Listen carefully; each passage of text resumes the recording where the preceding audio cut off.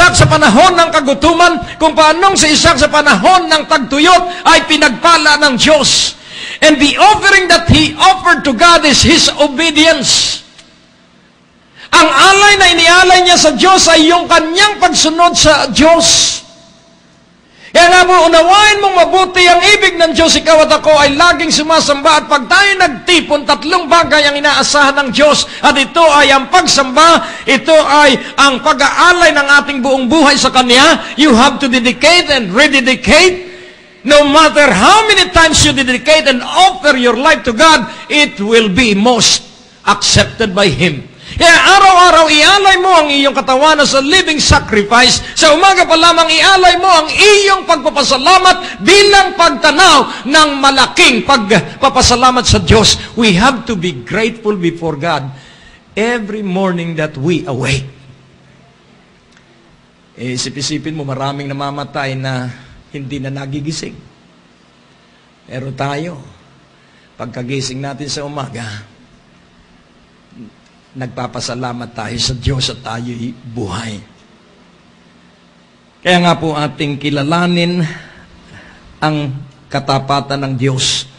And then ang sabi po, your righteousness like the mighty mountains. Bakit po itinulad ng mga awit ang kanyang katwiran? At bakit po niya tinawag na ang mga bundok?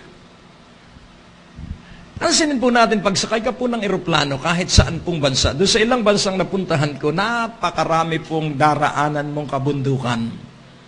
Dito lang po, pag pumunta ka ng Mindanao, marami kang daraan ng kabundukan. At ako'y naniniwala sa tagal-tagal na ng panahon na ang Pilipinas ay nadiskubre ni Magellan. At si Magellan ay nadiskubre ni Lapu-Lapu. So, mapapansin po natin na yung mga bundok na yon, noon pa'y bundok na. At bago pa natagpuan ni Magellan ng Pilipinas, yun po palagay ko'y bundok na. At hanggang ngayon, yun ay bundok pa rin. Kaya nga po, kung titingnan po natin, yun pong relationship ng paggamit niya ng kabundukan, sapagkat ang kabundukan ay hindi po pupuntahan ng tao. Ang gusto ng tao ay sa patag. Kaya nga ating unawaing mabuti, pero yung kabundukan ay malalakas, kaya matitibay po ito. Ay, ewan ko lang kung kaya mong hukayin yung Mount Arayat at dalhin ang lupa sa iyong bahay.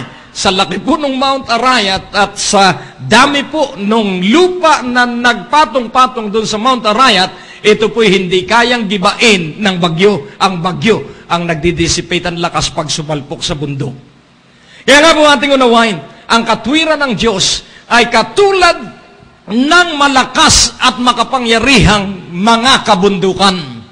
So, pansinin po natin, itong katwiran ng Diyos ay matatag magpakailanman at magpasawalang hanggan. At ito pong katwiran ng Diyos ay pagpapatuloy ng kanyang katapatan ng pag-ibig sa iyo at sa akin. Siya po'y matuwid at hindi niya tatalikdan ang kanyang mga pangako. Yung kanyang pangako, kanyang gagawin. Yung kanyang salita ay kanyang isa sa katuparan. That is the righteousness of God. So, kung ang iyong salita ay mapagkakatiwalaan, then you have a share of the righteousness of God. Kung ikaw ay nakapagtatapat sa iyong ipinangako, then you share the righteousness of God, because God is righteous at kailanman hindi niya tatalikdan ang kanyang salita at ang kanyang pangako. Kanya itong gagawin. Kaya magtiwala ka lang sa katwiran ng Diyos, magtiwala ka lang sa katapatan ng Diyos, at isang araw sa takda ng Diyos, ikaw ay aalis sa hirap. Isang araw sa takda ng Diyos, ikaw ay aalisin sa sakit. Isang araw sa takda ng Diyos, note, sa takda ng Diyos. It is not our time that will be followed by God. It is His time that we have to determine, and we must follow His timing.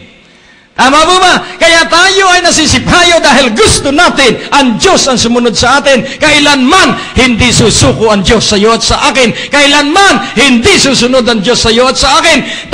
ang dapat kumilala sa Diyos at ating sundin ang kanyang ibig, at yung kanyang ibig pag nasunod mo, maghintay ka lang ng ilang panahon at yung kanyang pangako ay kanyang isasagawa. Nung magtanim si Isaac, nung utusan ng Diyos magtanim sa tigang na lupa at panahon ng tagtuyot, yung kanyang itinanim sa tigang na lupa ay nag-ani. Hallelujah! Sapagkat ang kapangyarihan ng Diyos ay walang kinikilalang tagtuyo. At yung kapangyarihan ng Diyos ay kanyang gagawin sa mga masunurin. God is good to Israel and to those who have pure in heart. And what is pure of heart? Pure of heart is that you depend on God alone.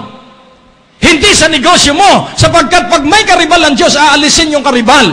Kaya kailangang Diyos lamang ang ating pinagtitiwalaan, at yung mga negosyo natin, yung mga hanap buhay natin ay daluyan lamang ng kabutihan ng Diyos. Ngunit ang kabutihan ay nagbubuhat, nagmumula lamang ay sa Kanya. Amen po ba? Kaya nga, unawain mo pag ganito ang iyong paninindigan, wala ka pong ligaw at wala ka pong talo, ikay magiging magtatag habang ikaw ay may buhay sa ibabaw ng lupang ito.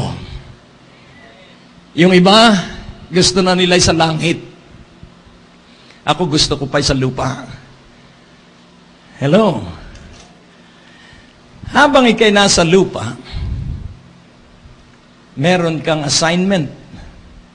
Alam mo na ba ang assignment mo sa lupa? Ang assignment mo sa lupa ay ipakita ang kabutihan ng Diyos. Paano mo maipakikita ang kabutihan ng Diyos? Nakakita ka na po ba ng isang grupo ng tao na ang pinag-uusapan ay puro problema? Umupo ka sa 5 tao na ang pinag-uusapan nila, sinisisi ang kanilang biyanan, sinisisi ang kanilang tatay at nanay, mga taong nabigo at ang sinisisi ay kung sino-sino. Manghihina ka po.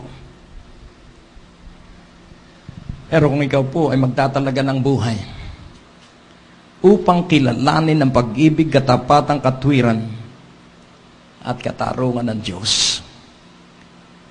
Ang sabi po dito that the justice of the Lord, O Lord, ano po ang sabi? Your justice like the great deep. So ang katwiran at katarungan ng Diyos ay napakalalim. Kaya tinawag is like the great deep. Katulad ng pambihirang kalaliman. And then, ang sabi niya, O Lord, you preserve both man and beast. Kaya nga po, mabuhay ka na ang bukal ng buhay ay nasa sayo. At ito po ay dapat nasa iyong dalisay na puso. Ang sabi po sa verse 9,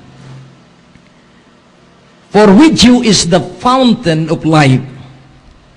In your light, we see light. Sa iyo naroroon ang bukal ng buhay. At sa iyong ilaw, nandun ang liwanag. So napakaliwanag po. Sa Kanya ang bukal ng buhay, kaya't yung bukal ng buhay dapat nasa sa ating buhay. At pag nasa atin yung bukal ng buhay, makikita natin ang liwanag. At pag nakita natin ang liwanag, makalalakad tayong hindi matitisod, hindi madudupilas, makikita natin ang bawat lalakaran natin sapagkat maliwanag ang ating landas. At ang sabi ng mga awit, Thy word is a lamp unto my feet and a light to my pathways. Ang iyong salita ay ilawan sa aking mga paa, at ang iyong salita ay liwanag sa aking landas na tatahakin. Kaya nga po, unawain mong mabuti. God created us for Himself. And then second, we have an assignment. Tell others that you know that you were created for Himself. Ipagsabi mo sa iba. Amen? Kaya nga pag may nagsasabi, ang mahal na ng gasolina, ang laging sinasabi ko, kayang tustusan ito ng Diyos. Amen po ba? Hanggang sa dumating ang panahon na ang mabubuhay na lamang ng maluwag ay ang mga anak ng Diyos. Pati yung mga mayayaman na hindi nagtitiwala sa Diyos, yung kaunting kayamanan